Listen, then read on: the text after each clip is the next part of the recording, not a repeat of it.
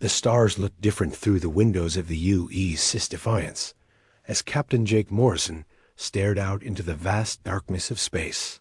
3 months had passed since humanity first made contact with the Galactic Council, and now his ship was approaching Nexus Prime, a massive space station that served as the center of galactic government. Jake had served in the Earth Defense Force for 20 years, but nothing had prepared him for this moment. Ambassador Lisa Carter stood beside him, her diplomatic uniform crisp and professional, despite the long journey. She had been Earth's top negotiator for over a decade, handling everything from trade disputes to peace treaties.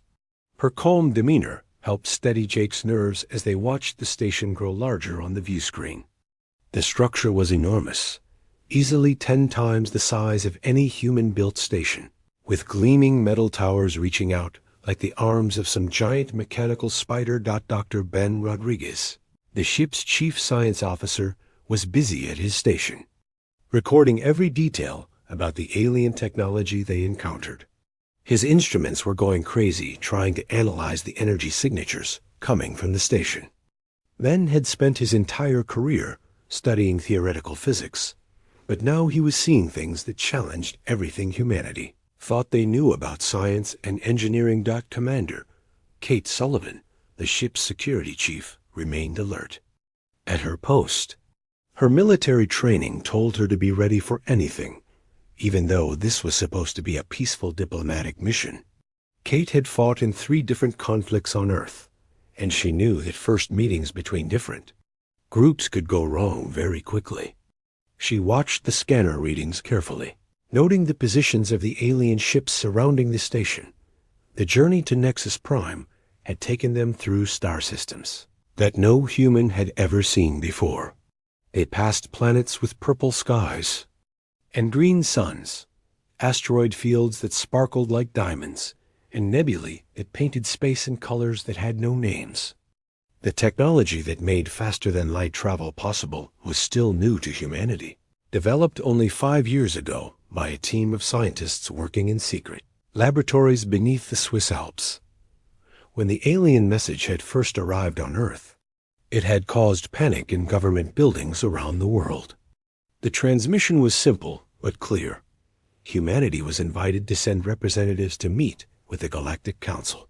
The message included coordinates and basic translation protocols that allowed human computers to understand the alien languages. President Helen Brooks had personally chosen the crew for this historic mission. Jake remembered the briefing sessions back on Earth. Military leaders, scientists, and politicians had all given their opinions about what humanity should expect. Some thought the aliens would be friendly and welcoming. Others worried about invasion and conquest. The truth was that nobody really knew what to expect from a civilization that had been traveling between stars for thousands of years. The ship's communication system crackled to life with an incoming message. The voice that spoke was unlike anything the crew had ever heard, deep and resonant, with strange harmonics that seemed to come from multiple throats at once. The translation software worked hard to convert the alien words into English, but there was still something unsettling about the tone. Human vessel, you are cleared to dock at Bay 17. Follow the guidance beacons and maintain your current speed. Any deviation from the prescribed course will be considered a hostile act. The message ended abruptly, leaving the crew in uncomfortable silence. Jake exchanged glances with Lisa. The greeting was not exactly warm, but it was not threatening either. It was formal and direct, like the kind of communication military forces used when dealing with unknown vessels. He gave the order to follow the docking instructions, and the ship began its final approach to the station. As they drew closer, the crew could see other ships docked at the station. Some were sleek and elegant, made of materials that seemed to shift and flow like liquid metal. Others were massive and angular, covered in armor plating and weapon systems that looked both beautiful and deadly. The diversity of designs suggested that many different species were represented in the Galactic Council. The docking process was surprisingly smooth. The alien technology interfaced with their ship's systems without any problems, and magnetic clamps secured the Defiance to the station's hull. Jake could feel the slight vibration as the station's gravity field extended into their ship, making the transition easier for the human crew. Within minutes of docking, another message arrived. This time the voice was different, speaking in perfect English with no trace of alien accent. Welcome to Nexus Prime.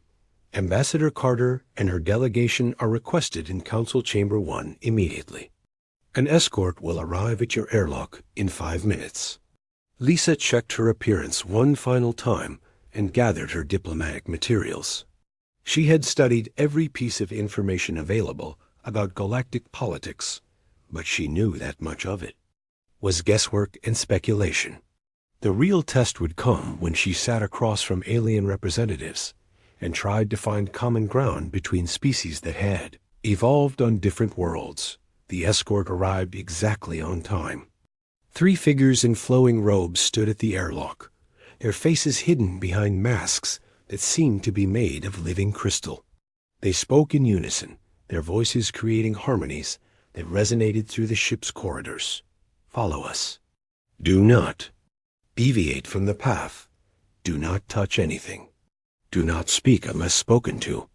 The walk through the station was like a journey through a museum of alien civilizations. The corridors were wide and high, with walls that displayed moving pictures of distant worlds and star systems. Strange music filled the air, coming from sources that could not be seen. Other beings moved through the halls, some walking on 2 legs like humans, others floating through the air or sliding along the walls with appendages that defied easy description. Council Chamber 1 was a massive circular room with seats arranged in tiers around a central platform. Representatives from 12 different species sat in their designated areas, each group distinct in appearance and bearing. The air was thick with tension and the smell of exotic perfumes and chemicals that served as alien pheromones dot at the center. Of the chamber stood a creature that could only be described as imposing. Overlord Zethkar of the Hegemony was nearly 3 meters tall, with skin that looked like polished black stone and eyes that glowed with inner fire. When he spoke, his voice filled the chamber without any need for amplification. Humans of Earth. He began, his words carrying the weight of absolute authority. You have been brought here to learn your place in the galactic order. Your species is young and primitive, but you have shown enough promise to earn the Council's attention. We have decided to offer you membership in our civilization, but like all new species, you must first prove your worth through service and tribute. The terms he outlined were harsh and uncompromising. Earth would be required to provide 40% of its resources annually, including precious metals, energy sources, and food production. 20% of humanity's population would be relocated to serve as laborers on projects throughout the galaxy. Human military forces would be disbanded, and Earth's government would answer to Council authority in all matters. You have 30 standard days to accept these terms, Zethkar concluded. Failure to comply will result in pacification measures being implemented. This is not a negotiation. This is the natural order of things. The strong rule and the weak. Serve. Choose wisely. The chamber fell silent as the weight of the ultimatum settled over the human delegation. Lisa felt her heart racing, but she kept her expression neutral. Jake's hand moved instinctively toward his weapon, but Kate's subtle gesture warned him to remain still. Ben was already calculating the implications of the demands, his scientific mind racing through possibilities and consequences. They had come to Nexus Prime hoping to join the galactic community as equals, but instead they found themselves facing a choice between slavery and annihilation. The future of humanity hung in the balance, and the clock was already ticking. The emergency session in the White House Situation Room began exactly 12 hours after the transmission from Nexus Prime reached Earth. President Helen Brooks sat at the head of the long table, her face showing the strain of sleepless nights. Since the alien ultimatum arrived, the room was packed with military leaders, scientists, and government officials, all trying to process the reality of humanity's first contact with galactic civilization. General Rick Hayes, chairman of the Joint Chiefs of Staff, spoke first. His voice was steady despite the gravity of the situation. Madam President, our analysis of the alien demands shows that compliance would effectively end human civilization as we know it. 40% of our resources would cripple our economy. 20% of our population amounts to over 1 billion people. We cannot and will not accept these terms. Secretary of State Peter Collins disagreed strongly. He had spent his career avoiding conflicts through diplomatic solutions, and he believed this situation was no different.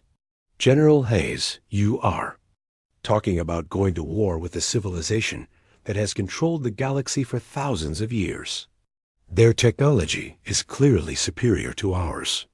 We need to find a middle ground, some way to negotiate better terms.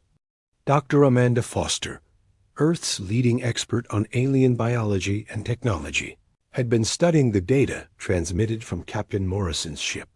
She stood up and activated a holographic display showing the alien vessels surrounding Nexus Prime. The Council's technology is advanced, but it is not magic. Their ships use energy sources we can understand, and their weapons follow physical laws that we know. They are not invincible. The debate continued for hours.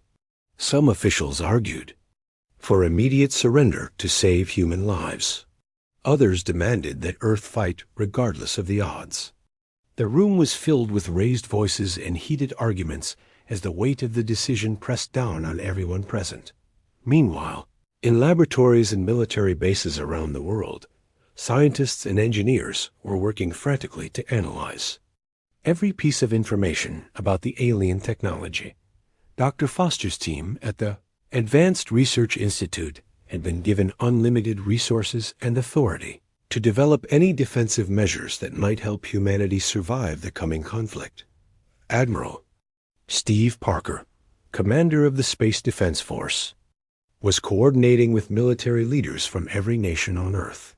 The old rivalries and territorial disputes that had divided humanity for centuries were being set aside in the face of this existential threat. Russian, Chinese, American, and European forces were sharing intelligence and technology with unprecedented cooperation in the streets of major cities around the world. The public reaction was mixed and intense. Maria Santos, a prominent peace activist, organized massive protests calling for acceptance of the alien terms. She spoke to crowds of thousands, her voice carrying across packed city squares. We cannot let pride and stubbornness destroy our entire species. These aliens have ruled the galaxy for millennia. They must know what they are doing.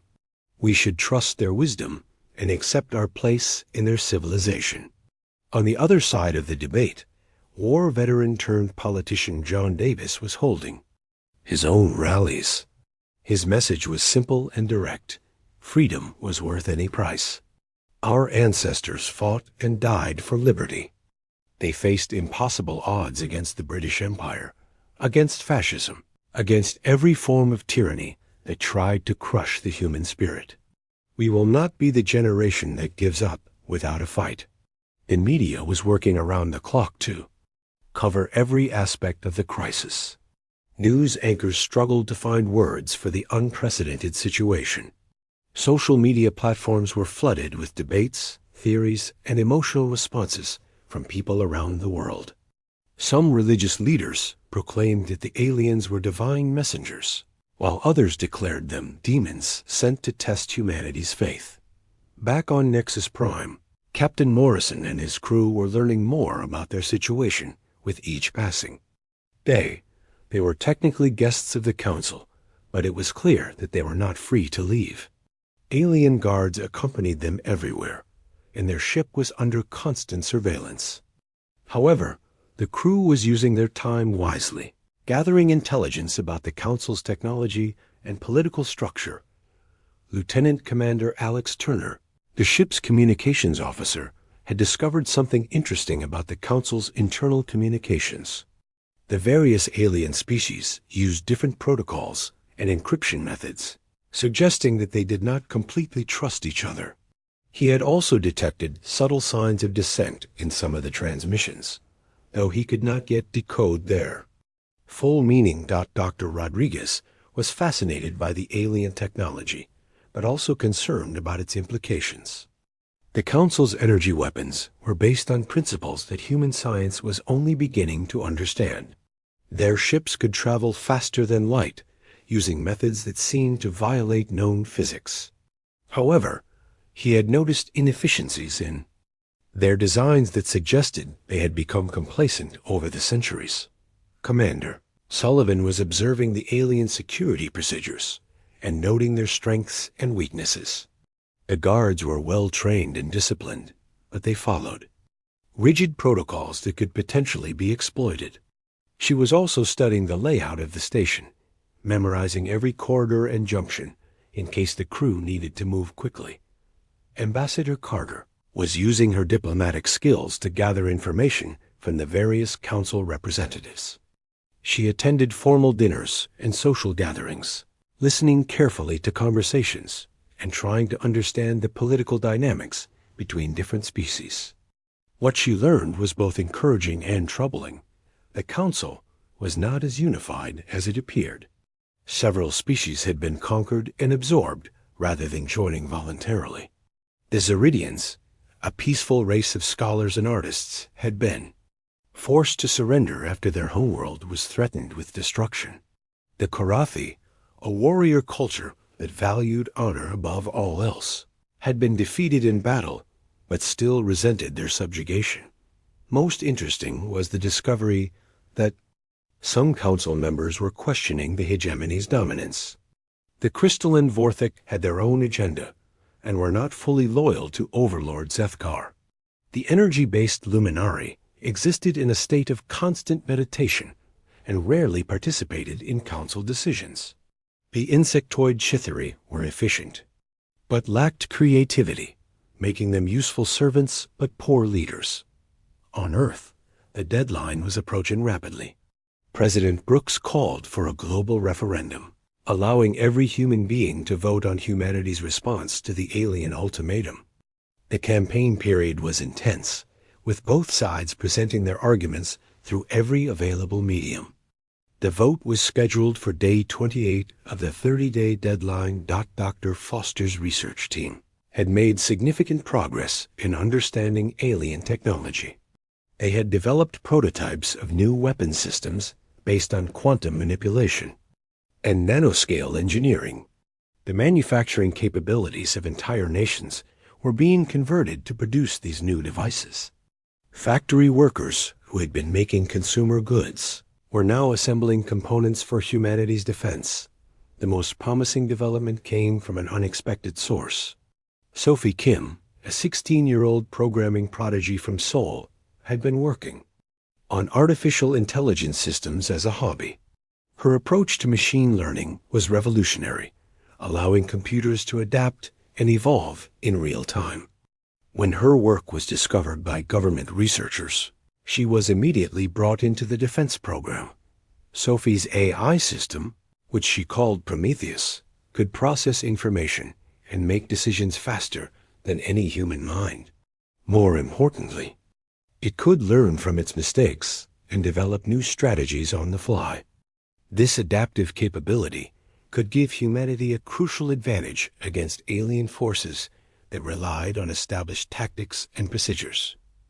The religious and philosophical implications of the alien contact were also being debated.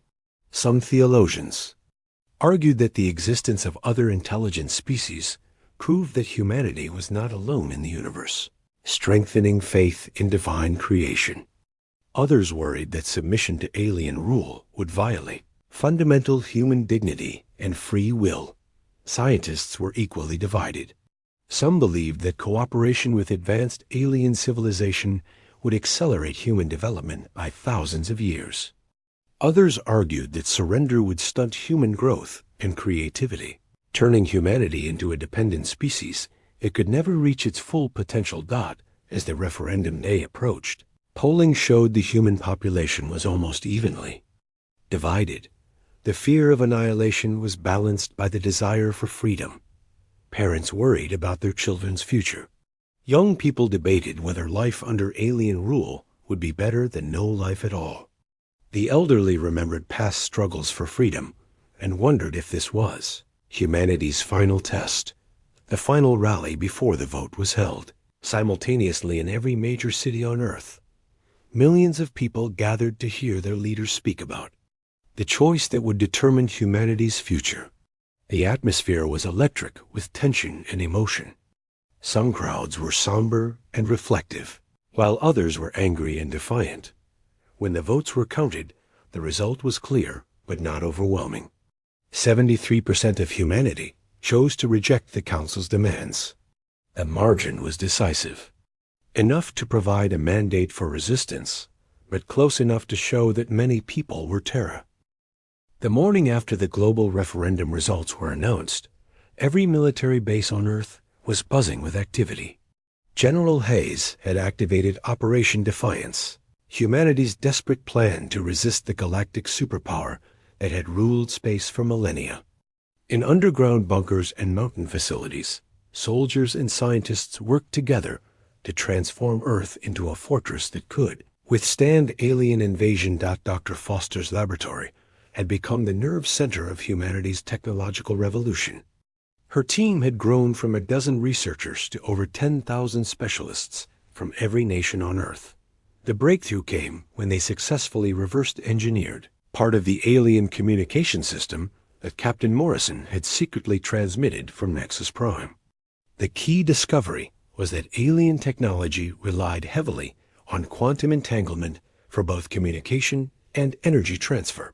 Human computers had always struggled with quantum calculations, but Sophie Kim's Prometheus system could process quantum states in ways that even surprised its creator. The AI had evolved beyond its original programming, developing intuitive understanding of alien science. The aliens think in patterns, Sophie explained to a room full of military leaders and scientists. Their technology is very advanced, but it is also very predictable. They have been using the same basic principles for thousands of years. Prometheus can learn their patterns and find ways to disrupt them. Admiral Parker was coordinating the largest military mobilization in human history. Every spaceship, space station, and orbital platform was being converted into a defensive position. The International Space Station had been expanded with weapon systems developed from alien technology. Mining operations on the Moon and Mars were being converted to produce military equipment. The cooperation between nations was unprecedented. Russian engineers were working alongside American technicians. Chinese manufacturers were sharing production facilities with European companies. Indian software developers were collaborating with Brazilian physicists. The old boundaries that had divided humanity for centuries were dissolving in the face of extinction. Daniel Wright, the CEO of Wright Industries, had converted his entire manufacturing empire to support the war effort. His factories, which had once produced consumer electronics and automobiles, were now churning out quantum processors and nanoscale weapons. He had donated his entire fortune to the defense program, knowing that money would be meaningless if humanity ceased to exist. The plan was ambitious and dangerous. Earth's defenders would use guerrilla tactics, hit-and-run attacks, and technological surprise to offset the aliens' numerical superiority. Dr. Foster's team had developed nanite swarms that could disable alien ships by attacking their quantum processors. The nanites were invisible to most detection systems and could operate independently for weeks. Meanwhile, on Nexus Prime, the human crew was playing a more dangerous game. Captain Morrison had authorized covert intelligence gathering, despite the risks. Lieutenant Commander Turner had managed to tap into the station's communication network using equipment disguised as routine maintenance tools. what they discovered was shocking. The Galactic Council was not the unified empire it appeared to be. Many member species had been conquered and absorbed against their will. The hegemony, led by Overlord Zethkar, maintained control through fear and superior technology, but several species were actively working to undermine their authority. The Zeridians, a peaceful race of philosophers and artists, had been forced to join the council after their homeworld was threatened with destruction. They had never stopped hoping for freedom, and they had secretly maintained contact with other oppressed species throughout the galaxy. Their leader, an elderly female named Keeper Velthara, had been sending coded messages to resistance groups for decades. The Karathi presented a different kind of opportunity. These warrior priests valued honor and courage above all else, and they had never fully accepted their defeat by the hegemony. Their military commander, War Chief Thakaran, still wore the scars from his final battle against the council forces. He had been forced to surrender to save his people, but his hatred for the hegemony burned as bright as ever. Commander Sullivan had been observing the alien security forces and had noticed something important. The guards were well trained and disciplined, but they followed rigid protocols that had not changed in centuries. They were prepared for conventional threats, but not for the kind of unconventional warfare that humans had perfected over millennia of conflict. Dr. Rodriguez had been studying the station's power systems and had discovered a critical vulnerability. The entire structure was powered by a single quantum reactor that fed energy to every system on the station. If that reactor could be disrupted, the entire facility would lose power, including life support, communications, and defensive systems. Ambassador Carter was using her diplomatic skills to make contact with potential allies among the council species. She attended formal gatherings and social events, carefully listening to conversations and identifying representatives who might be sympathetic to humanity's cause. Her years of experience in international diplomacy served her well in navigating the complex politics of galactic civilization. The breakthrough came when she made contact with a young Karathi warrior named Kethfar. He was part of his people's delegation to the council, but he was also secretly working to restore his species' independence.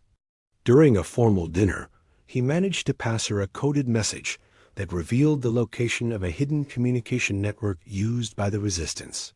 Back on Earth, the population was undergoing a transformation that historians would later call the Great Awakening. The threat of alien conquest had awakened something primal in the human spirit. People who had never shown interest in politics or military affairs were volunteering for defense projects. Children were learning basic survival skills alongside their regular schoolwork.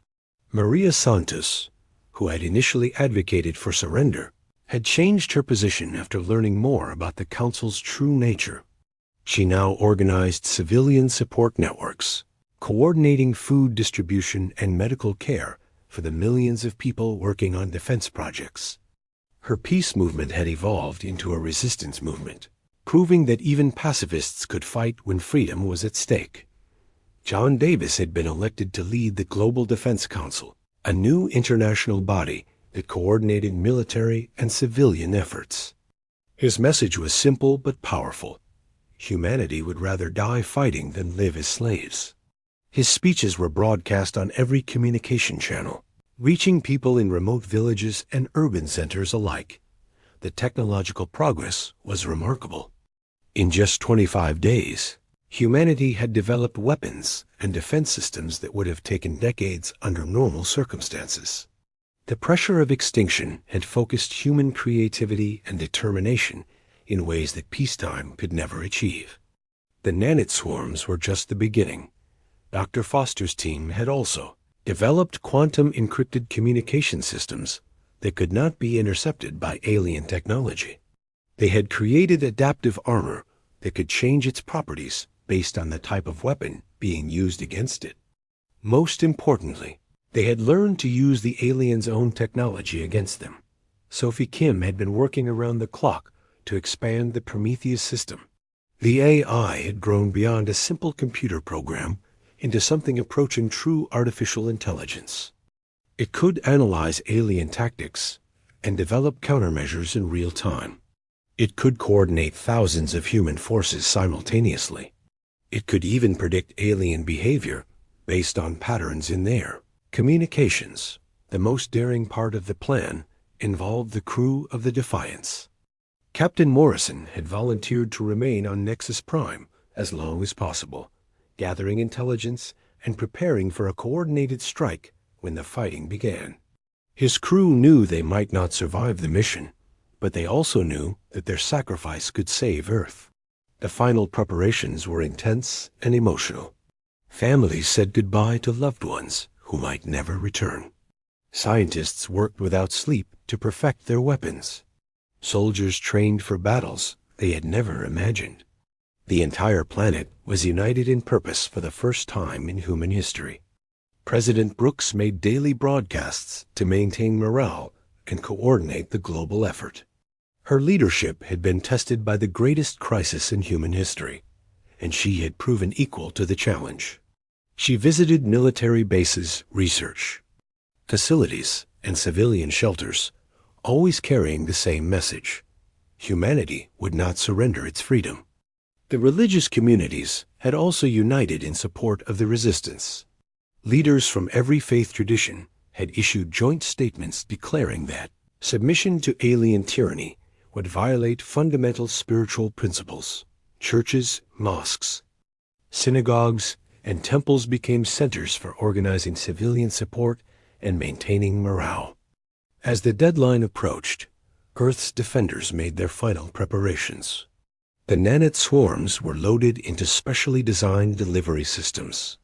The quantum communication network was activated and tested. The Prometheus system was distributed across thousands of computer nodes around the world. Every human being knew their role in the coming battle. The plan was audacious in its simplicity. When the alien fleets arrived, they would find what appeared to be a defenseless planet. The nanites would diss. The Grand Assembly Chamber of Nexus Prime had never hosted such a momentous gathering. Representatives from every major species in the galaxy filled the crystalline amphitheater, their diverse forms creating a spectacular display of evolutionary variety. Some floated in energy fields, others stood on multiple legs, and a few existed as pure consciousness inhabiting mechanical bodies. The air hummed with anticipation and the subtle vibrations of countless alien languages being translated. Simultaneously, Overlord Zethkar stood at the center of the chamber, his massive form radiating authority and confidence. The leader of the hegemony had overseen the subjugation of dozens of species over his long lifetime, and he expected today to be no different. His dark skin gleamed under the chamber's exotic lighting, and his burning eyes surveyed the assembled delegates with satisfaction. To his right sat Empress Veltara of the Vorthic, her crystalline form refracting light into rainbow patterns. The Vorthic were ancient beings who had mastered the manipulation of matter at the molecular level, making them valuable allies of the hegemony. Her species communicated through harmonic resonance, and the subtle tones emanating from her body indicated mild amusement at the proceedings. The Chuthari delegation occupied an entire section of the chamber, their insectoid forms arranged in perfect geometric patterns. Hive-mind Cloikst spoke for all of them, its compound eyes reflecting the chamber's lights like 1,000 tiny mirrors. The Chithari were the Council's most efficient administrators, capable of processing vast amounts of information and implementing complex decisions across multiple star systems. Floating above the other delegates was the Radiance, a being of pure energy contained within a shimmering field. The Luminari rarely participated in council politics, preferring to observe and contemplate. Their presence at this gathering indicated the significance of the moment, even to beings who existed on a plane beyond normal matter. In the galleries surrounding the main chamber, representatives from hundreds of lesser species watched the proceedings. Some were recent additions to the council, still adjusting to their new roles as subjects of the galactic order. Others had been part of the system for centuries, their independence a distant memory. All of them knew that today's events would set a precedent for how the Council dealt with resistant species. Captain Morrison sat in the designated area for the human delegation, his uniform crisp despite the long weeks of confinement on the station. Beside him were Dr. Rodriguez and Commander Sullivan, both maintaining professional composure while their minds raced with thoughts of the plan they had helped develop. Lieutenant Commander Turner was absent, officially sick, but actually working to complete the final preparations for humanity's secret response. Ambassador Carter stood at the speaker's podium, her hands steady despite the weight of the moment. She had faced hostile negotiations before, but never with the fate of her entire species hanging in the balance. Her diplomatic training had taught her to read the emotions and intentions of her opponents, but dealing with alien psychology was an entirely different challenge. The ceremony began with traditional rituals that had been performed for thousands of years. Each council member spoke in their native language, reciting ancient oaths of loyalty and submission. The words were beautiful in their alien cadences, but their meaning was clear. The strong ruled and the weak obeyed. It was the natural order of the universe, unchanged since the first civilizations had reached for the stars. Overlord Zethkar's voice boomed across the chamber as he addressed the assembly. Today we witness another young species learning their place in the galactic community. The humans of Earth have been granted the honor of serving our great civilization.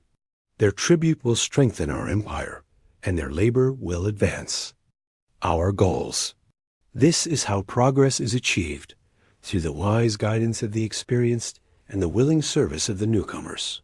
The speech continued for nearly an hour, detailing the benefits that humanity would receive from Council membership.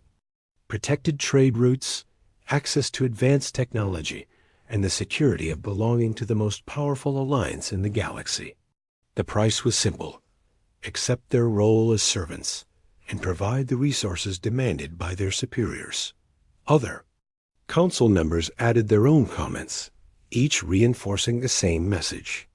The Vorthik spoke of the beauty of submission, comparing it to the way individual crystals join together to form magnificent structures.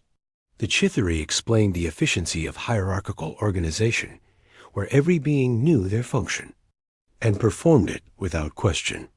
The Luminari remained silent, their energy patterns suggesting deep contemplation. Throughout the speeches, cameras and recording devices captured every moment for transmission across the galaxy. Trillions of beings watched as another species faced the choice that had defined galactic civilization for millennia. Some observers were sympathetic to humanity's situation, remembering their own species' first encounter with the Council. Others were curious to see how these newcomers would react to the inevitable reality of galactic politics. On distant worlds, members of conquered species watched with particular interest. The Zeridians gathered in secret meeting places, their artistic souls stirred by the drama of the moment. The Korathi sharpened their ceremonial weapons, honoring the courage of any species that dared to stand before the Council. Dozens of other subjugated races felt a stirring of emotions they had suppressed for generations. Back on Earth, the entire planet had come to a standstill. Every television, radio, and communication device was broadcasting the proceedings from Nexus Prime. In homes and offices, schools and factories, people gathered to watch their ambassador deliver humanity's response to the galactic powers. The tension was so thick it could be cut with a knife. President Brooks sat in the White House Situation Room, surrounded by her advisors and military leaders. General Hayes had his finger on the trigger of Operation Defiance, ready to launch humanity's desperate gambit the moment the shooting started. Dr. Foster monitored the status of the nanite swarms and defensive systems, while Sophie Kim watched the Prometheus network adapt to real-time conditions. The moment had arrived. Overlord Zethkar gestured toward the human delegation, his movement carrying the weight of absolute authority. The Council has spoken. The terms have been presented. The choice is simple. Accept your place in the galactic order or face the consequences of defiance. Humanity will now give its answer.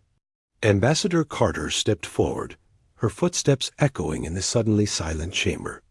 Every eye, optical sensor, and consciousness in the room focused on her small human form.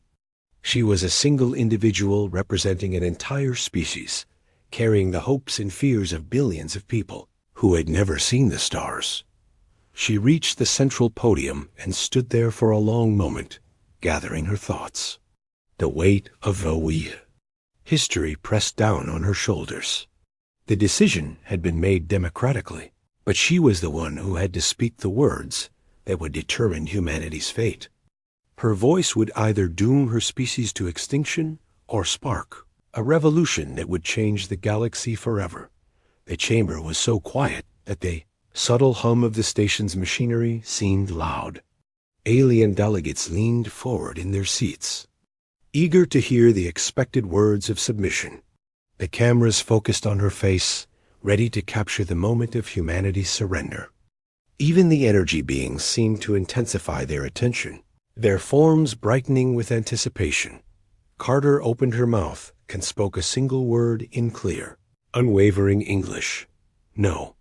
The word hung in the air like a physical presence. The translation. Systems struggled to process something so simple, yet so profound. In 1,000 different languages, the meaning was the same. Refusal, defiance, rejection of the entire system that had ruled the galaxy for millennia. The silence that followed was deafening. Council members stared at the human ambassador as if she had spoken in an unknown language. The concept of absolute refusal was so foreign to their experience that they struggled to comprehend what they had heard. For generations, every species had eventually submitted to the Council's authority. It was the natural order of things. Overlord Zethkar was the first to recover from his shock. His voice carried a note of confusion mixed with growing anger. You will explain this response. What are your terms? What conditions do you propose? No species simply refuses the Council's generous offer without presenting alternatives. Carter's response was as simple as her first statement.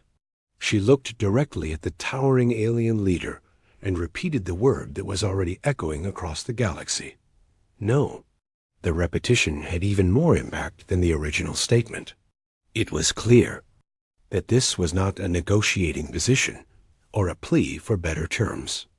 It was an absolute rejection of the Council's authority, a declaration that humanity would not be ruled by anyone. The chamber erupted in chaos. Delegates jumped to their feet, their various forms of communication creating a cacophony of sounds, lights, and energy patterns. Some species had never heard such defiance in their entire existence. Others remembered their own moments of resistance and felt old emotions stirring in their hearts.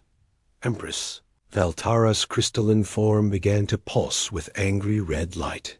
The Vorthek had not been refused anything in over 1,000 years, and the experience was deeply unsettling.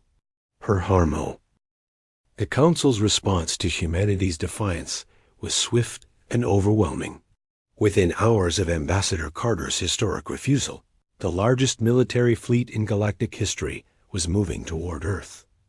Overlord Zethkar had assembled ships from every member species, creating an armada that stretched across space for millions of kilometers. The combined firepower was enough to reduce entire star systems to cosmic dust. Admiral Steve Parker watched the approaching fleet from the command center of Luna Base, humanity's primary military installation on the moon. The alien ships were beautiful in their deadly efficiency, each one representing technologies that humanity was only beginning to understand. The largest vessels were the size of small cities, bristling with weapons that could crack planets like eggs. They are not hiding their intentions, Parker reported to President Brooks during an emergency communication session. Long-range sensors. show energy signatures consistent with planet-killing weapons. They plan to make Earth an example for the rest of the galaxy. The president's response was calm but determined. Then we give them an example they will never forget. All forces are authorized to engage. Operation Defiance is now active. Across the solar system, humanity's defenses came online. The preparations of the past month had transformed Earth's neighborhood into a carefully designed trap. Hidden weapon platforms orbited behind asteroids and space debris. The moon's surface was covered with quantum cannon arrays that had been disguised as mining equipment. Even the space stations that appeared to be civilian installations were actually military bases in disguise. Dr. Foster monitored the nanite deployment from her laboratory deep beneath the Swiss Alps. The microscopic machines had been launched from hidden platforms throughout the solar system, creating invisible clouds of technological death that hung in the vacuum of space. The nanites were programmed to target the quantum processors that powered alien technology, turning the enemy's own advanced systems against them. First contact in 37 minutes, she announced to the global command network. All nanite swarms are in position and ready for activation. The Prometheus system is online and adapting to real-time conditions.